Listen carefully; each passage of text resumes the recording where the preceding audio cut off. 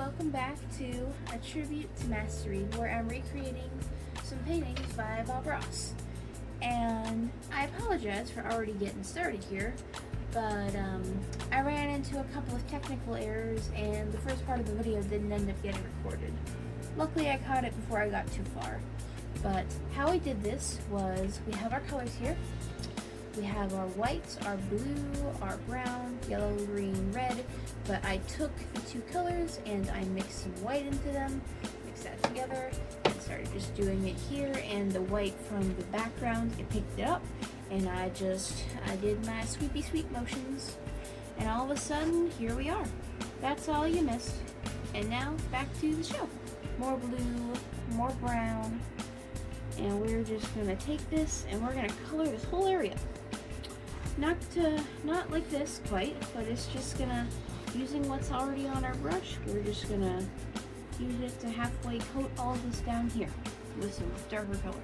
Now, I actually did some recording for a video before this, but then when I was editing, I was wondering why I wasn't able to do any captions, and then I realized it was because the mic that I was using just straight up wasn't picking up the noise.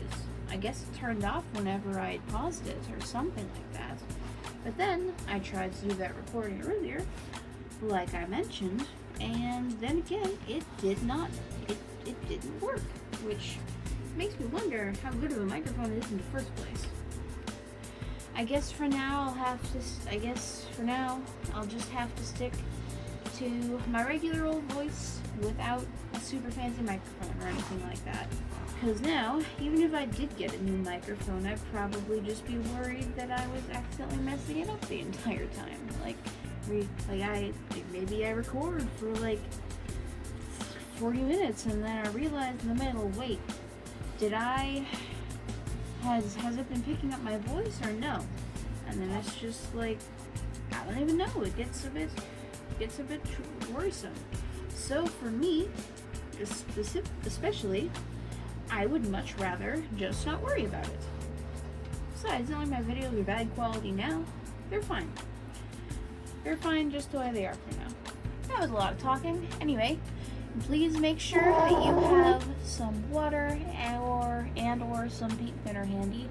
Not really and/or, because you're gonna want to have or. You don't necessarily want to have both unless the water is there for your drinking, which could be a thing, but you don't want to accidentally drink paint thinner and put your paintbrush in your water. That is like the opposite of what you want. That's how you accidentally get real sick real fast. Well, maybe. I've never drank paint thinner, so I wouldn't know, but I would assume that it would not be good for you to do that. With a clean brush, we're just going to go in here, and we're going to smooth out all of this. And then we're going to go in here and smooth out this part too. Get rid of any remaining little particles or little weird spots. Halfway sort of see the land of the sky all taking shape, and it is beautiful. And then we're going to go in here and get plenty of white, and we'll mix a tiny bit of red into it. Add some sun into those clouds, and we're just going to go in here and we're just going to start placing them down. We can layer these, so it's okay if they get a little bit messy looking. Put another one right in here. You want to use the flat of the brush like this to get as much white on the canvas without mixing too much as possible. Here. A bit more white. We can do that there. And do that there too. And now, I'm going to go in with my sponge brush and we're going to diffuse this part here at the bottom. Not at any of the top though, because we want that to be the most prominent part of it. It can be easy to wear your arm out when you're doing this though, especially if you got your arm up like this being all focused and then you realize, ooh, ow, that's my shoulder and that does not feel good. And all of a sudden you've got a hurt shoulder and that's no good. I wonder if painter's shoulder is a real thing. It's almost silly enough to be real, honestly. So what I'm going to do now is I'm going to rinse out my brush so that I can use it for more things in the future. unless I just end up sticking it back in the white again, which I very well might do. Now a technique I've learned works rather well is then we take a very large brush that's not been used for anything yet. We just go in here, and with this first layer of clouds, we just go in here and we move the paint around some. And then we can go in with white and we can put another layer of cloud in. Especially now that our paint's been mostly spread out. And all of a sudden we've got some real nice fluffy looking clouds. And with how the paint congeals and sticks together and stuff, it gives it a bit of texture too, and it looks really nice. And then of course we can do the same process we do with the other one down here. We're not going to be streaking these little guys though, but I'm getting really good at doing clouds, and I hope that you are too. There we go with the painter shoulder again. Now we're going to take our perfect little fan brush that's been super loyal to us and awesome, and we're going to just get it some blue and mix in a bit of red and a tiny bit of white, but mostly blue. Blue. We want this to be more of a lavender color than a mauve-ish, reddish, purplish, grape-ish. Not quite what we're going for. We're going for more of a lavender more than a lavender more than a violet, I would say. Violet is a very reddish purple, while lavender is a more bluish. Not quite indigo though. Indigo is its own thing. And saying that indigo is not a real color or whatever is about the same as saying that orange isn't real because it's just yellowish red or whatever. Which, not quite what we're going for, so. But anyway, we're gonna start and we're gonna start with some trees here in the back. So we're just gonna go in here, and all of a sudden, once we start going up and down, we're just shaking a whole forest out of our brush. Just sort of came out of nowhere, and now it's right here. Oh, I mixed a little bit of brown into that. That's okay, it'll make it darker, stand out more. Plenty of happy little trees. Lots of happy little friends for those happy little trees. They're all friends with each other. They're all hanging out in packs, big groups, and we'll make this one really big. Why not? We're gonna mix just the tiniest bit of water into this to make it a bit thinner so that it spreads a bit easier. Because that way it sticks up to the top of the paint really well now. See that? That's pretty cool. And we're gonna bring this out about halfway. See, we're really having fun here. And then we're gonna mix a little bit more of the red into this so that to break up the color so that it's more than just the one. Make it a more of a reddish. And we're about halfway, so now we can just do the exact same thing, except on this side now. More water into that. Makes it a bit easier to work with, makes it a bit friendlier. Maybe it's just thirsty, and giving it water makes it happier. I like that idea. A lot of paint that gets sticky and stubborn because it's thirsty. And I was trying to tell you that, but because it's paint, it doesn't really have a mouth to do that with. Sure, you could draw a mouth, but you know that the paint is just in the shape of a mouth. It doesn't actually have a mouth. But it talks to you in ways like being difficult, and you gotta either force it to do what you want it, or you can lightly tap it and it'll do, and you'll be easily able to manipulate it and stuff, especially if you give it a little bit of what it wants, like water. And we're gonna take our brush that we had used for the clouds, and we're gonna just switch it quite wet, so we're just gonna use it to pull these down.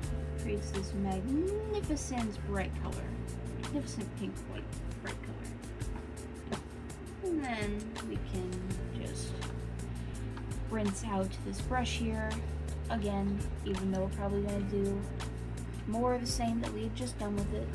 You do got to be careful with the water though, because it is still very watery, so it doesn't stick quite as much. It can be a little bit difficult to work with. That's okay, we can just bring this across. Might be a bit too watery. That's okay. I mean, we are working with water and stuff. can very easily carve out the start of what's going to be a waterline. Very easily.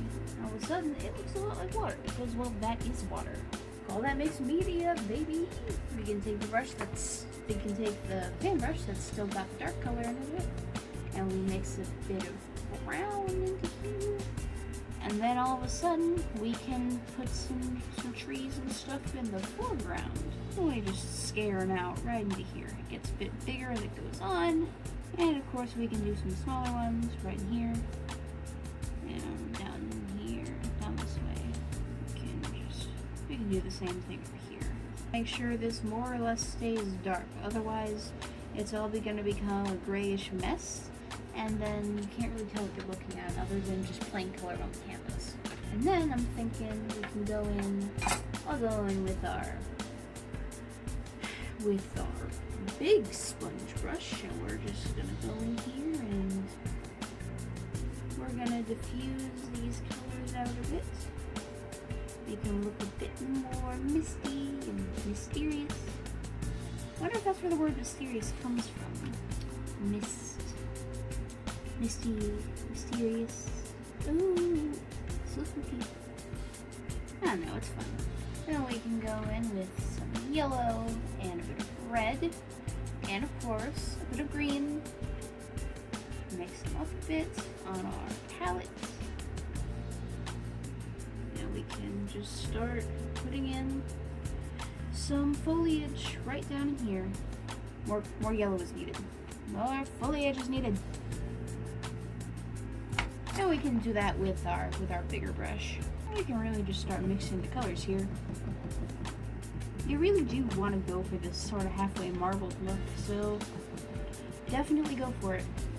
And if it's not looking green enough, add yellow. That's my biggest thing with these, is just if it doesn't look quite right and you're doing foliage, add more yellow or more white. And most of the time, your problem will sort of halfway fix itself.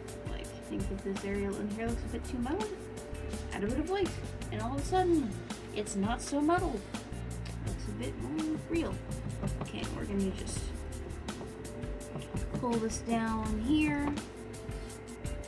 I need more color diversity. Whatever.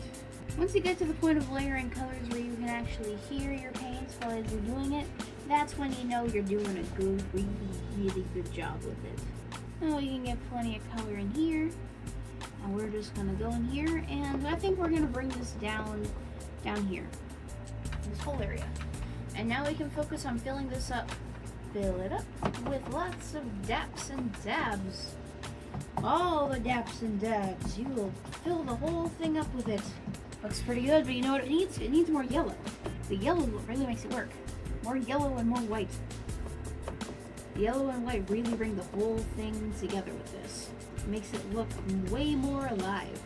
You can even mix the colors and make it a slightly less cartoony looking yellow and white to it. And all of a sudden, this whole thing, it looks like actual grass and clover and stuff. It's perfect. Well, maybe not quite perfect, but you know what? That's okay. This whole thing, well, it'll be perfect because we made it. And I think that's good enough. We can even go in here and do a little bit in here too. Not the whole thing, obviously, but a bit. Need more dark colors over here. We can bring it out to make it look like it's bleeding over a bit. We can go in and we can start adding some layers. Like, I'm going in here and I'm adding some yellow way back in here. Miss Wisp is somewhere in this lineup of stuff. That's good. Good for her. And here with the yellow, it's actually pretty easy. You can just sort of go in a sort of halfway continuous linear line that sort of goes back and forth. Maybe I'll layer in some green, add some more diversity with our colors. And we're gonna want to go in with a ton of blue and brown. We're just gonna mix our darkest colors together to create this very dark mess. And we're gonna create a tree about here, and we're gonna go all the way down here. Big trunk for it. now we can just, there, just like that. Got a big tree going. It's kind of leaning though, but you know what? That's okay. Maybe it comes up the top of the thing. That'll be fun. Needs to have way more bush near the bottom. 100%. And it just keeps getting higher. Oh my gosh. What has the world come to? And this trunk needs to be a bit wider. And we can just layer in some color here near the bottom. And maybe we can go in here and do a really thin tree. It's just coming over this way. And we'll drag it through, make way for it. Maybe it's not like super thin, but you know. And we're putting in some yellow and green in here for the grass surrounding it. Now we'll put in some foliage for this tree here. Layer in a bit of green for this. It's a different type of tree. It needs green. It needs more green. It needs more yellow. All of a sudden we got a real tree going. Beautiful. And then of course we can go in here, and this looks a little bit odd, so I'm gonna go ahead and close this gap a bit and turn this part here into a little pond. Okay, I need a bit of brownish, bluish brownish here, put in here. And now I just thought of something cool to do. Gonna need we need our dark color, just like that in there, and just pull these into the distance, make a little bridge.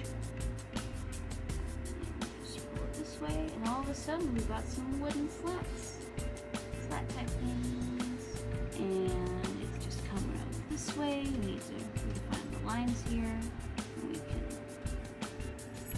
from there to sort of where we stop and start. Want them all to be going the same direction.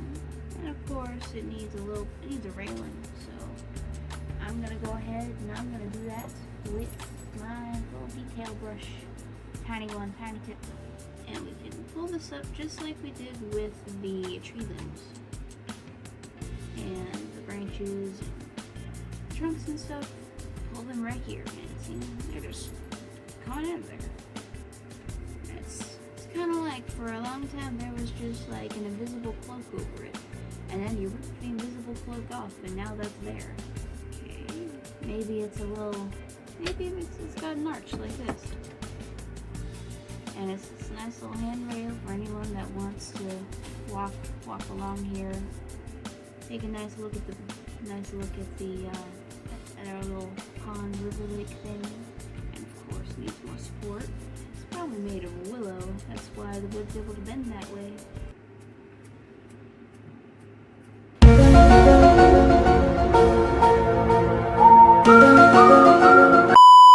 And now we're just gonna put in some more greenery in here. Maybe push this into the background. Make it a little bit easier to just make it a little bit easier to some more bushes, and we're easily able to push this just right into the background like it's always been there, and these look nice. And we can go in here, and maybe there's a little bit on the side too. Why not?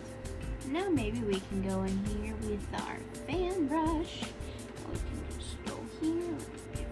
Okay, we maybe need to add a little bit of water to our things, make it want to work. And we can go here, and we'll make a really big tree. It's just coming way out here, and of course we're gonna put this in. Come down to here, and we can start filling it up as we go. And we'll mix a little bit of green into that until it's closer and you can actually see it. And we'll even put in some red for the underneath. Add some contrast to it. And also just some more diversity in the leaf colors. Since we're having, let's add some blue to this little trunk it's got. And we're gonna just cover that up again. And now we can go in and I think we're gonna add Char the Boulder right here. There it is. There it is. We can even do the technique of just add some color in here, and then we can just go in with our previous colors with the green. We can just push around it, get some more greenery.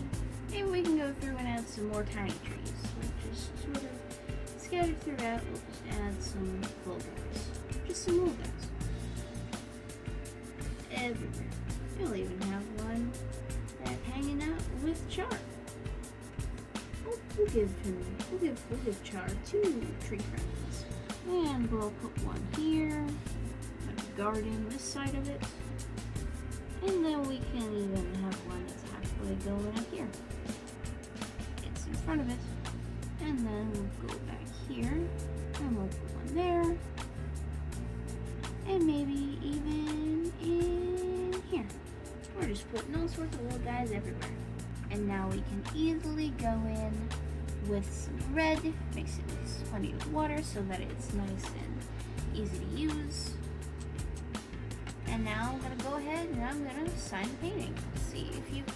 And then you can see if you can find it. That'll be fun.